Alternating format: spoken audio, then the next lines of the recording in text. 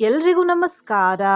ಈ ವಿಡಿಯೋವನ್ನು ನಾವು ಭಗವದ್ಗೀತೆಯ 13ನೇ ಅಧ್ಯಾಯದ 30ನೇ ಶ್ಲೋಕದಿಂದ ಆರಂಭಿಸೋಣ.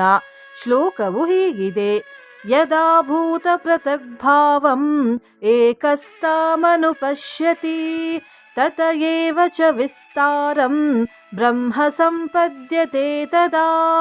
ಈ ಶ್ಲೋಕದ ಅರ್ಥವೇನೆಂದರೆ, ಈ ಎಲ್ಲ ಸೃಷ್ಟಿ ಒಬ್ಬನೇ ಆದ ಭಗವಂತನಲ್ಲಿ ನೆಲೆಗೊಂಡಿದೆ ಎಂದು, ಅವನಿಂದಲೇ ಹೊರಹೊಮ್ಮಿ ವೈವಿಧ್ಯವನ್ನು ಪಡೆಯುವುದೆಂದು ತಿಳಿದವನು ಭಗವಂತನನ್ನೇ ಸೇರುತ್ತಾನೆ.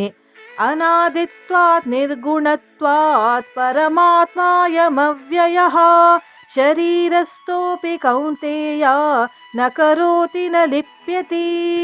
ಅರ್ಜುನ, ಈ ಪರಮಾತ್ಮನು ಮೊದಲೆಂಬುದಿಲ್ಲದವನಾದ್ದರಿಂದಲೂ ಗುಣಗಳ ಸಂಬಂಧವಿಲ್ಲದವನಾದ್ದರಿಂದಲೂ ನಾಶವನ್ನು ಪಡೆಯದಿರುವನು.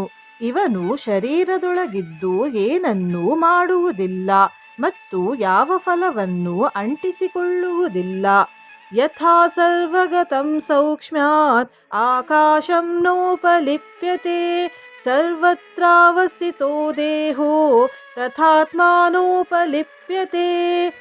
ಎಲ್ಲೆಲ್ಲಿಯೂ ತುಂಬಿರುವ ಆಕಾಶವು ಸೂಕ್ಷ್ಮವಾದ್ದರಿಂದ ಹೇಗೆ ಸೋಂಕನ್ನು ಪಡೆಯುವುದಿಲ್ಲವೋ, ಹಾಗೆ ದೇಹಗಳಲ್ಲೆಲ್ಲೆಲ್ಲಿಯೂ ಇರುವ ಪರಮಾತ್ಮನು ಯಾವ ಸೋಂಕನ್ನೂ ಪಡೆಯುವುದಿಲ್ಲ.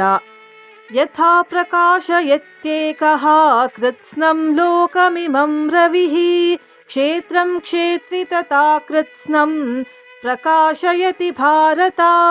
ಹೇ ಅರ್ಜುನ, ಒಬ್ಬನೇ ಸೂರ್ಯನು ಹೇಗೆ ಈ ಎಲ್ಲ ಲೋಕಗಳನ್ನು ಬೆಳಗುತ್ತಾನೋ, ಹಾಗೆ ಭಗವಂತನು ಈ ಕ್ಷೇತ್ರವನ್ನೆಲ್ಲ ಬೆಳಗುವನು.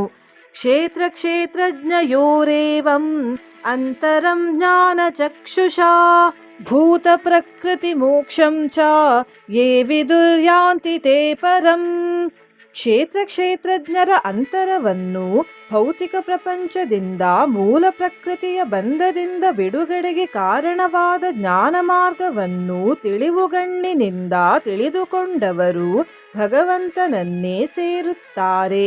ಇದು ಈ ಅಧ್ಯಾಯದ 34ನೇ ಮತ್ತು ಕೊನೆಯ ಶ್ಲೋಕ.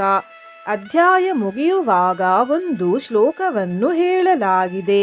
ಆ ಶ್ಲೋಕವು ಹೀಗಿದೆ: ಇತಿ ಶ್ರೀಮದ್ಭಗವದ್ಗೀತಾಸು ಉಪನಿಷತ್ಸು ಬ್ರಹ್ಮವಿದ್ಯಾಯಾಂ ಯೋಗಶಾಸ್ತ್ರೇ ಶ್ರೀಕೃಷ್ಣಾರ್ಜುನ ಸಂವಾದೇ ಕ್ಷೇತ್ರ ಕ್ಷೇತ್ರಜ್ಞ ಯೋಗೋ ನಾಮ ತ್ರಯೋದಶೋ ಅಧ್ಯಾಯಃ.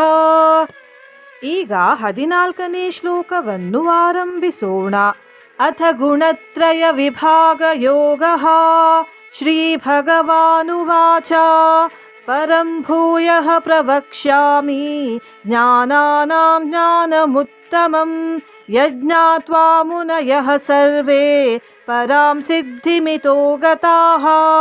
ಶ್ರೀಕೃಷ್ಣನು ಈ ರೀತಿ ಹೇಳಿದರು: ಯಾವುದನ್ನು ತಿಳಿದುಕೊಂಡು ಎಲ್ಲ ಋಷಿಗಳು ಈ ದೇಹದ ಕಟ್ಟಿನಿಂದ ಹೊರಗಾಗಿ ಹೆಚ್ಚಿನ ಫಲವನ್ನು ಪಡೆದರೋ, ಅಂತಹ ಜ್ಞಾನಗಳೊಳಗೆಲ್ಲ ಉತ್ತಮವಾದ ಜ್ಞಾನವನ್ನು ಇನ್ನಷ್ಟು ಹೇಳುತ್ತೇನೆ. ಇದಂ ಜ್ಞಾನಮುಪಾಶ್ರಿತ್ಯ ಮಮ ಸಾಧರ್ಮ್ಯಮಾಗತಾಃ ಸರ್ಗೇಪಿ ನೋಪಜಾಯಂತೆ ಪ್ರಳಯೇನ ವ್ಯಥಂತಿ ಚ.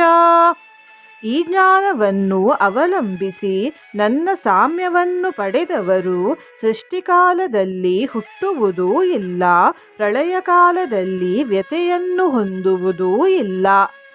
ಮಮ ಯೋನಿರ್ಮಹದ್ ಬ್ರಹ್ಮ ತಸ್ಮಿನ್ ಗರ್ಭಂ ದಧಾಮ್ಯಹಂ ಸಂಭವಃ ಸರ್ವಭೂತಾನಾಂ ತತೋ ಭವತಿ ಭಾರತ.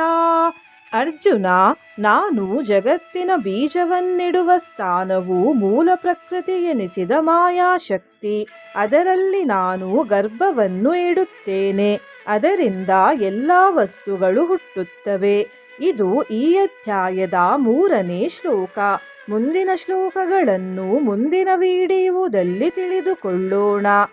ನೀವು ಚಾನಲಿಗೆ ಹೊಸದಾಗಿ ಬಂದಿದ್ದರೆ ಚಾನಲನ್ನು ಸಬ್ಸ್ಕ್ರೈಬ್ ಮಾಡಿ, ಹತ್ತಿರ ಇರುವ ಬೆಲ್ ಬಟನ್ ಪ್ರೆಸ್ ಮಾಡಿ ಆಲ್ ಅನ್ನುವ ಆಪ್ಷನ್ ಅನ್ನು ಸೆಲೆಕ್ಟ್ ಮಾಡಿ.